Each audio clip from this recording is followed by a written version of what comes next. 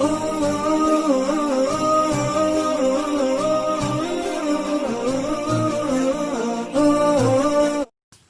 احترام معزز سامعین اور اسلامی میری ماں اور بہنوں، وقت کی ایک اہم ضرورت اولاد کی تربیت کے عنوان سے روزانہ آپ حضرات کی خدمت میں کچھ باتیں پیش کرنے کا سلسلہ جاری ہے، تو آج بھی اسی عنوان کے تحت ایک اہم بات پیش کی جا رہی ہے۔ وہ یہ ہے کہ ماں باپ اپنے بچوں کو خدا کا تعارف کرا کے ان کے دلوں میں اللہ کی محبت اور عظمت بٹھانے کے بعد رسول اللہ صلی اللہ علیہ وسلم کی سیرت سمجھا کر آپ کی محبت اور عظمت ان کے دلوں میں بٹھانے کے بعد اہل بیت کا بھی ان بچوں کو تعارف کرایا جائے، تاکہ بچے اپنے رسول صلی اللہ علیہ وسلم کے خاندان کو جاننے کے ساتھ ساتھ ان کی عزت و عظمت اور محبت بھی اپنے دلوں میں جاگزیں کر لے، کیونکہ رسول اللہ صلی اللہ علیہ وسلم ماں باپ کو یہ تاکید فرمائی ہے کہ وہ اپنے بچوں کو اہل بیت سے محبت کرنا سکھائے۔ چنانچہ طبرانی میں حضرت علی رضی اللہ تعالی عنہ سے روایت ہے، رسول اللہ صلی اللہ علیہ وسلم نے ارشاد فرمایا، جس کا خلاصہ یہ ہے کہ تم اپنی اولاد کو اہل بیت کی محبت سکھاؤ۔ پس اس روایت سے معلوم ہوا کہ اپنی اولاد کو اہل بیت کی محبت سکھانی چاہیے۔ اس کے لیے سب سے پہلے ہم اپنے بچوں کو یہ معلوم کرائے کہ اہل بیت کون ہیں۔ اہل بیت سے مراد آپ صلی اللہ علیہ وسلم کی تمام بیویاں ہیں، اور آپ کی بیویاں کل 11 ہیں۔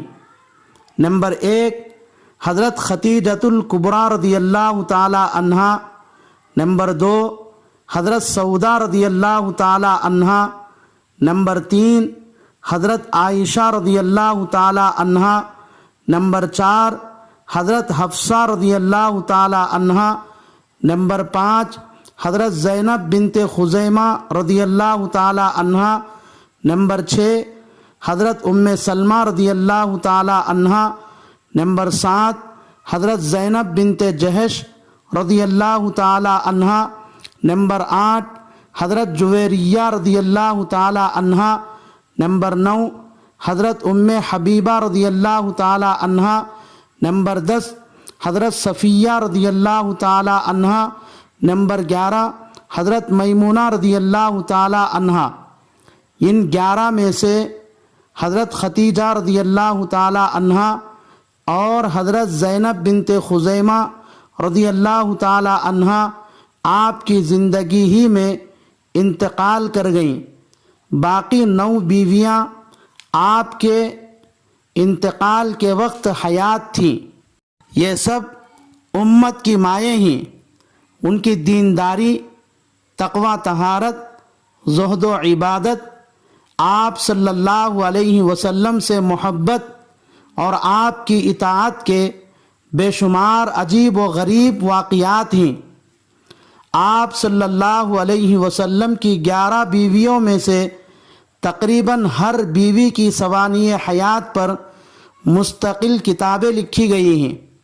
اس لیے بچوں کو روزانہ ان ماؤں کی عملی زندگی کے واقعات سنایا جائے، تاکہ ان بچوں کو ان ماؤں کی تاریخ معلوم ہونے کے ساتھ ساتھ ان کی عظمت اور محبت بچوں کے دلوں میں پیدا ہو جائے۔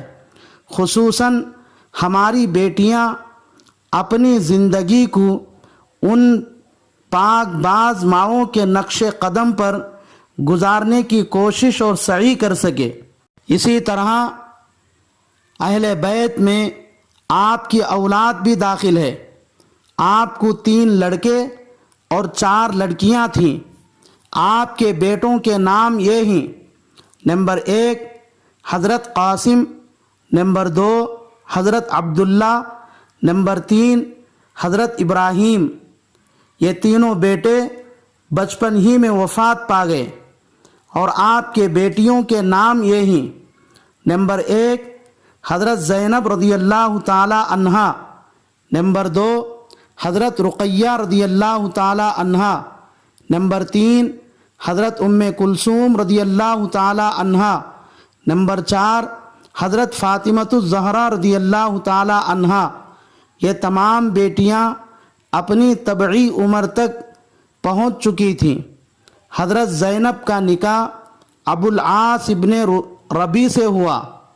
حضرت رقیہ اور حضرت ام کلثوم کا نکاح یہ کے بعد دیگرے حضرت عثمان غنی رضی اللہ تعالی عنہ سے ہوا، یعنی پہلے حضرت عثمان رضی اللہ تعالی عنہ نے حضرت رقیہ سے نکاح فرمایا۔ ان کے انتقال کے بعد حضرت ام کلثوم سے نکاح فرمایا۔ چونکہ حضرت عثمان رضی اللہ تعالی عنہ نے آپ صلی اللہ علیہ وسلم کی 2 بیٹیوں سے ایک بعد دیگرے نکاح فرما لیا، اس لیے حضرت عثمان رضی اللہ تعالی عنہ کو ذو النورین کہا جاتا ہے۔ حضرت فاطمہ رضی اللہ تعالی عنہا کا نکاح حضرت علی رضی اللہ تعالی عنہ سے ہوا۔ ان کے واقعات بھی نہایت دلچسپ اور بہت ہی ایمان افروز ہیں۔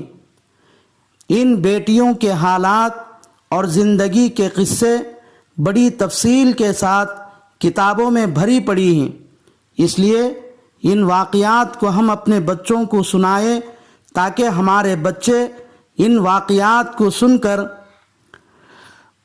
آپ صلی اللہ علیہ وسلم کی اولاد کی عظمت اور ان کی محبت اپنے دلوں میں بٹھا لے اور اپنی زندگی ان پاک باز بیٹیوں کے زندگی کے مطابق گزارنے کی کوشش کرے۔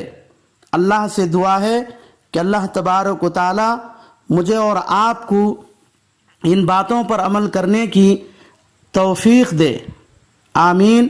وآخر دعوانا ان الحمد للہ رب العالمین۔